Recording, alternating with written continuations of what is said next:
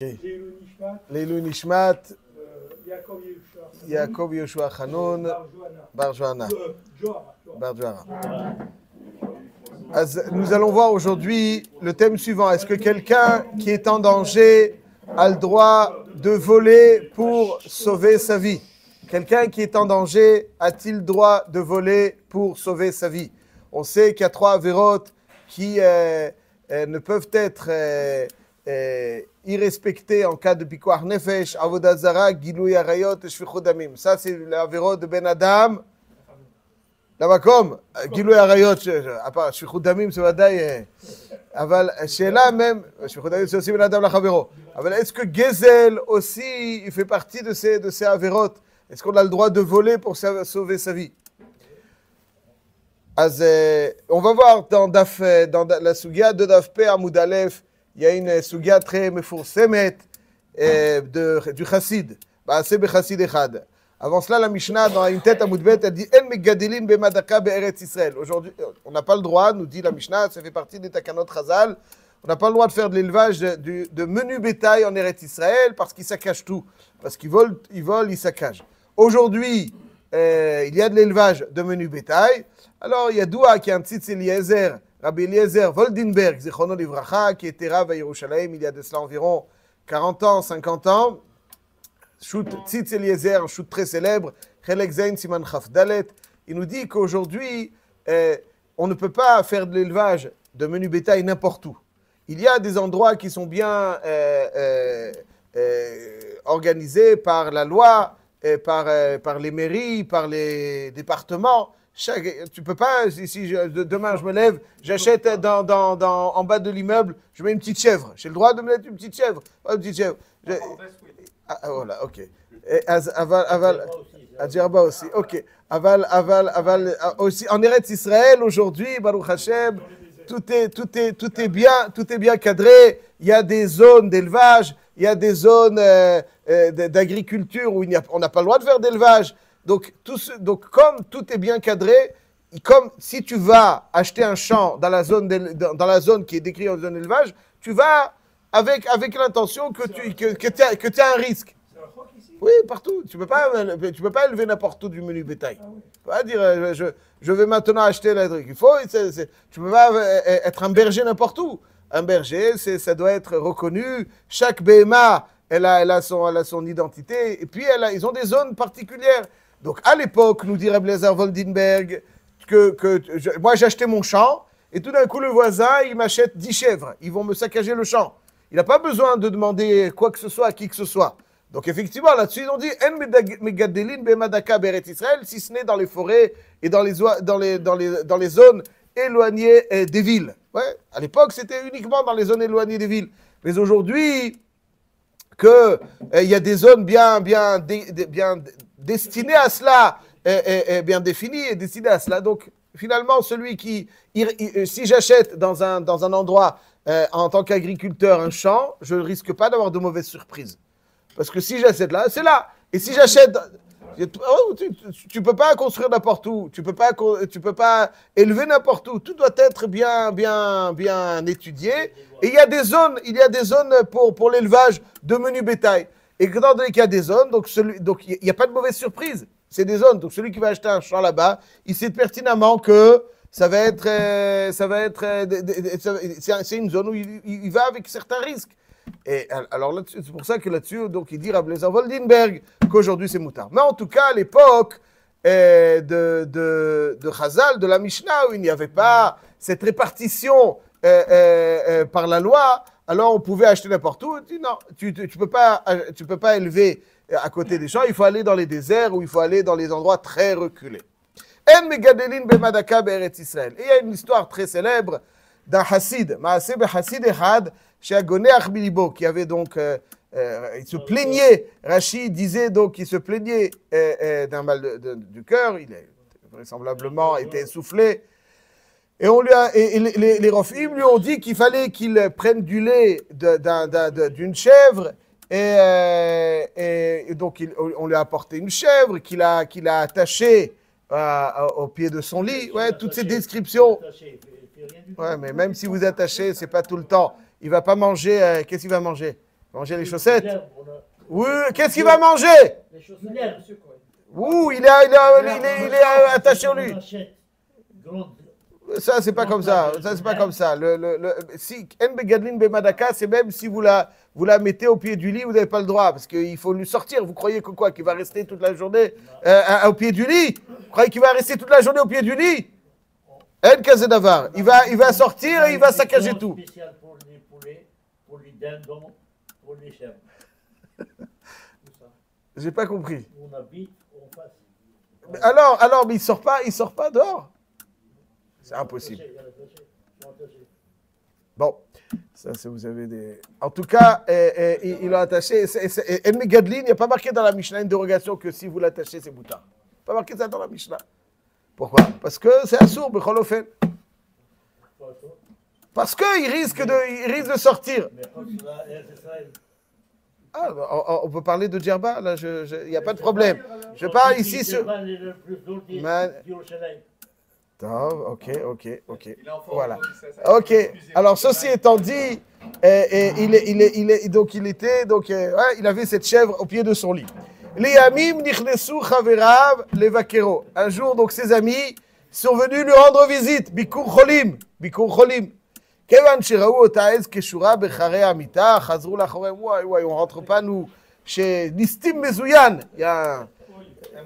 un brigand, donc, אנחנו נשים אצלו, ישבו, בדקו ולא מצאו בו אלא אותו עוון של אותה עז. C'est-à-dire qu'ils ont vu qu'il y avait, c'était un chassid, c'est un chassid. Et même au moment du vitouille, au moment de sa ptira, il dit, יודע אני שאין בי עוון אלא עוון אותה עז, She'avarti al divrei chaverai. Donc c'était un avon. Alors vous dites c'est pas une avera. Lui le chassid dit que c'est oui une avera. Alors qu'est-ce qu'on va faire, M. Cohen? La question elle est suivante. Il était gonéach, mais il est gonéach. Est-ce quoi? Il n'a pas le droit de c'est une sakana. C'est ça, c'est ça. Azema assez. Je vous dis très rapidement, mes chers amis. On peut voir en gros deux interprétations chez les Mefarshim. Le Maharsha, Rab Shmuel Eidles, il dit dans Chidushei Agadot, ici, il dit comme ça, ויש לדקדק, מה היה עוון זה כל כך, עד שהחזירו המבקרים מלבקרו? כיוון שלא עשה כן, אין להם שום רפואה. C'est pas Stam qu'il a fait ça pour un élevage, il a fait ça לרפואה. אז אין מגדלין במדקה בארץ ישראל, ok, אבל quand quelqu'un, pour des raisons de santé, il en a besoin, aussi אין מגדלין. C'est un, mais même un, vous avez raison aussi, même un, s'il n'y a pas de réfoua, aussi un, c'est aussi une forme d'élevage. Il dit le Maharsha, ואפשר שהחולה שאין בו סכנה. מעניין, שהחולה שאין בו סכנה, ולא היה לו להתירו לעצמו. Parce que le Maharsha, il dit, même dans חולי שאין בו סכנה, il y a des isurim de Rabbanan qu'on permet. אבל לא היה לו להתירו לעצמו. Donc d'après le Maharsha, on parle qu'il était gonéach, mais c'était חולה שאין בו סכנה. C'est מעניין. Parce que, bon, quelqu'un qui a gonéach, Milibo, je pense pas que ce soit sans sakana, enfin je pense pas, qui je suis pour parler pour le Maharsha, mais en tout cas, je sais pas s'il y a des, etc. Bon, Ani Yodea. Le Meiri, quant à lui, par contre, dit comme ça, Afalpi shebimkom pikuach nefesh, donc sur la Sugia d'Afpe, Afalpi shebimkom pikuach nefesh, utrua isurim litrape behem. Aré bimkom pikuach nefesh, on a le droit de isurim. Est-ce que s'il y a quelqu'un qui a besoin de faire, il mange du cheval à l'époque. Est-ce quoi? C'est assourd? C'est moutard? Ici aussi, il avait besoin, il y a gonéach. Pourquoi assourd les gadel bemadaka? Pardon? Le cheval? Non? Tout est moutard. Puis quoi nefesh, dochet kol haTorah kula. Sans cheval. Bifrat, je pense que il y a des fois aussi chez l'autre Rachachila, mais voilà que c'est moutard, c'est une mitzvah. C'est pikuach nefesh. Pikuach nefesh, il faut. Donc il demande ici aussi c'est pikuach nefesh. Le Meiri ne comprend pas comme le Maharsha que c'est considéré d'cholé shen bo sakana. Il dit cholé sheyesh bo sakana. Donc regarde sheyesh bo sakana, c'est ma baya. Il dit un chidush atzum le Meiri. Il dit דבר שנאסר מכוח תקנה ומחשש פסיידת אחרים, ראוי להחמיר בה ביותר. חידוש עצום. Il dit que lorsque l'origine de la takana, c'est pas une takana des chachamim, comme toutes les autres takanot ou les isurim. C'est pseidat achirib. C'est-à-dire, tu peux causer un préjudice à quelqu'un. Quand il s'agit de causer un préjudice à quelqu'un, raoui lo la'achmir beyoter. Ouais, ça veut dire que c'est un chidush atsoum. Ça veut dire que quand il s'agit d'un préjudice qu'on va causer à quelqu'un, là-dessus, c'est même Cholé Sheyesh Bo Sakana, le chassid. Il aurait dû être mahmir. Chidush atsoum. Comment on peut comprendre ça? Qu'il aurait dû être mahmir parce que Pikuach Nefesh. Oh, M. Cohen, Hazak ou Baruch. Hazak ou Baruch. Les maasé. Alors, il y a les maasé comme ça. Donc, on voit ici, juste je récapitule. Le Maharsha, il dit, bon, Cholé Shen Bo Sakana, c'est Mouvan. Le Meiri dit que c'est Cholé Sheyesh Bo Sakana, et il y a un matzav de Pikuach Nefesh, et quand même quand il y a un matzav de Pikuach Nefesh, il faut pas, c'est pas une avéra qui cause un préjudice à quelqu'un, on n'a pas le droit de faire. Ouais, un petit peu, ouais, quand je Setsuga, un petit peu comme Tamar, ouais, il y avait un matzav de Pikuach Nefesh, n'est-ce pas? Et elle ne voulait pas faire honte à Yehuda. Pourquoi? C'est quelqu'un qui est balbine, etc. Donc il ne voulait pas lui faire honte. Pikuach Nefesh. Pikuach Nefesh, c'est pas. Hein? Non, Tamar, elle était Pikuach Nefesh. Elle devait être tuée, n'est-ce pas? Et elle a dit, ceux à qui ces objets appartiennent, donc c'est Pikuach Nefesh, elle fait honte. Elle fait honte. Alors on voit ici que même Pikuach Nefesh, quand il s'agit du respect d'autrui, c'est pas sûr que Pikuach Nefesh il est doré. Bon, Balbin c'est plus, parce qu'il y en a qui disent Ad Kedikar. La nuance, vous avez parlé maintenant du respect, là on parle d'un bien qui a... Chazak ou Baruch. Vous avez tout à fait raison, M. Cohen. C'est-à-dire que le Malbin, Plechavero, c'est tuer quelqu'un. Des fois, quand on lui fait honte, on le tue. Ouais, c'est comme Shvichut Damim. Malbim, pourquoi on dit faire honte en la Shana Kodesh? Pourquoi on dit faire honte, on l'appelle Malbin, Plechavero? Parce qu'il devient la vanne. Tu lui enlèves le sang. Donc c'est Shvichut Damim. Non, mais la dignité d'une personne, c'est le tuer. Oui, M. Cohen. Tuer la dignité d'une personne, c'est le tuer. C'est comme ça. Soit tu demandes pourquoi. Soit tu demandes pourquoi ça compte pas dans les trois. Ouais. C'est une question de Rishonim. Rabbeinu Yonah, il dit parce que c'est marqué dans Shvichut Damim. C'est Chelek B'Shvichut Damim. Bon, on va pas rentrer dans ça. Il y en a qui disent que c'est pas mamash à la chalema assez. C'est un chidouche parce qu'il n'y a pas la svara de Maïchazid et d'Amadidar Soumaktfe.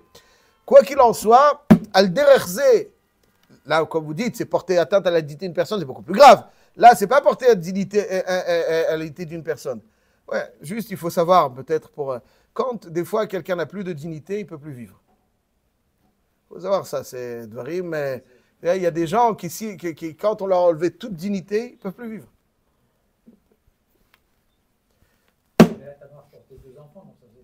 Ça fait trois, vous avez raison. Et quand même, ouais, y a pas, ils ne sont pas encore nés, il n'y a pas le din depuis quoi. Mais en tout cas, vous avez raison. Et quand même. Et ceci étant dit, là, on ne parle pas de la dignité d'une personne, on parle d'un bien. Un bien, c'est différent. Et quand même, le Meiri dit que quand il s'agit de causer un préjudice même à l'argent de l'autre, c'est pas Raoui l'achmir. Juste pour goûter un petit peu très rapidement. Il y a une Gemara dans ma Sechet Yoma, Daf Pegimel Amud Bet. Raoui, voilà, c'est chassid. C'est pour ça qu'on dit que c'est pas chiyuv. C'est pour ça que la Gemara introduit que c'est un chassid. Raoui, c'est ad kedikar, faire attention. Alors, non, juste pour un petit peu mieux expliquer la chose, il y a une Gemara dans ma Sechet, donc Yoma, Daf Pegimel Amud Bet, qui raconte l'histoire suivante. Il y avait deux Amoraïm qui marchaient en chemin, et il y en a un, Rabbi Yehuda et Rabbi Yossi, Avukaz le Berucha, Achze Boulmous le Rabbi Yehuda. Donc, il y a eu un boulmous. Alors, boulmous à l'époque, c'est quelqu'un qui se sent très mal et il perd un peu la vue, il a besoin de manger ou de douceur. Et une boulimie, bon. Qu'après les roé achle les rifta, il a pris donc le pain d'un berger. Amar le Rabbi Yossi qui partait et roé, tu sais ce que tu as fait, tu as pris par force du pain à un berger. Bon. Qui m'a tous les matins, et finalement, Rabbi Yossi qui a fait le reproche à Rabbi Yehuda, quand ils sont arrivés en ville, Achze Boulmous et Rabbi Yossi, c'est lui qui a été l'objet d'un boulmous. Adrou Balgevetsae. Les gens de la ville, du village sont venus, se sont rués sur lui, lui apporté des douceurs à manger. Hypoglycémie, pas boulimie. Hypoglycémie. Bon, ok, boulmous. C'est pour ça qu'il lui fait parler à boulimie, boulmous. Mais Yacholiot, c'est hypoglycémie. Quand on a besoin de sucre, c'est hypoglycémie. Amar le Rabbi Yehuda, Ani qui partit et taroev, ata qui partit et taïrkula. Autrement dit, ne fais pas de reproche à quelqu'un, ça risque de t'arriver la même chose. Et moi, j'ai pris le roé. Toi, tout le village, tu leur as mangé. Bon. Alors, le Maharatz Chayut, il rapporte, je lis dans ces termes, Gaon mi Pressburg, Zatzal. C'est qui le Gaon mi Pressburg? C'est le Khatam Sofer. Khatam Sofer, qui aujourd'hui, je pense, c'est Bratislava, je pense. Hein? Bratislava. Donc, il a fait Slovaquie. Non, Slovaquie. Alors, donc le Khatam Sofer, et à Bichuvato, Elai al-Sifri, Torat Nevi'im. Le Maharatz Chayut dit, Ksha, De'echasaken. Comment, quand il avait un boulimie, ou hypoglycémie, il a pu prendre le pain par force du roé pour le manger? Assoul atzilatzmo bemamon chavero? Assoul atzilatzmo bemamon chavero? Où est-ce qu'on voit que Assoul atzilatzmo bemamon chavero? Baba Kamadav Samech Hamoud Bet. N'est-ce pas? On nous dit que David Amelech, il avait soif de l'eau de Bethléem. Et la question, pourquoi? Parce que, alors la Gemara explique. La Gemara explique qu'il y avait des Philistins qui étaient cachés dans les meules d'orge appartenant à des Juifs. Et la question, est-ce qu'ils pouvaient mettre feu à tout cela pour finalement se préserver? Se préserver, ils étaient là-bas en train de se cacher. Alors on lui a dit, non, Asur la'atzilatzmo b'mamon chavero, aval ata melech ata. Toi, tu es un roi. Donc on voit que Asur la'atzilatzmo b'mamon chavero. Alors demande le Khatam Sofer, comment Rabbi Yehuda a pu prendre donc ce qu'il a pris, alors que Asur la'atzilatzmo b'mamon chavero, dit le Maharatz Chayut, ou bien que le roi le lui a donné. C'est intéressant de lâcher la Gemara. Le deuxième réponse, c'est que quand j'ai l'intention de rendre, là-dessus, c'est ouais, comme c'est le Shita de Tosfot dans Daf Samech Hamoud Bet. Donc, je peux prendre quelque chose contre le gré d'une personne si j'ai l'intention de le lui rendre. Parce que finalement, je ne vais pas soustraire de l'argent. C'est ça donc, le Yesod. Ouais, ça, le Yesod. C'est pour ça qu'il lui a pris, parce qu'il avait l'intention de rendre. Donc, si je demande, est-ce que j'ai le droit de sauver ma vie en volant quelque chose? D'après la halakha, oui, à la condition que je puisse le lui rendre. À la condition que je lui rende. Il faut qu'il lui dise. Oui, tout à fait. Qu'il lui dise, voilà, j'ai pris, et puis mais si je ne peux pas lui rendre, c'est pas Pachout. Je n'ai pas dit que non, mais Pachout, c'est pas. Ceci étant, c'est ce qui a marqué dans la Gemara là-bas, qu'il avait le droit de prendre le pain parce qu'il avait l'intention de rendre. Donc oui, Gezel, c'est l'idré par Pikuach Nefesh quand j'ai l'intention de lui rendre. C'est un chidouche. Aval comme ça, c'est... Chav, ceci étant, ici, dans notre cas, alors, faire un élevage de Izim, ouais, pourquoi le Meiri dit que où il est Achmir? Parce que, est-ce que tu peux savoir où est-ce que ta chèvre va saccager? Tu peux savoir? Tu peux pas savoir. Tu vas savoir. C'est très difficile de savoir. Elle tourne, elle gambade. Tu peux pas savoir où est-ce qu'elle va saccager. Donc, tu n'es pas en mesure de rendre. Et quand tu n'es pas en mesure de rendre, même si c'est un safek, si elle va manger, Raoul est Achmir, parce qu'il est fort possible que cet élevage t'empêche de savoir où elle va manger, tu ne seras pas en mesure de rendre, et on ne porte pas atteinte à l'argent, même au bien d'autrui, même Bimkom Pikuach Nefesh, si tu ne seras pas en mesure de le lui rendre.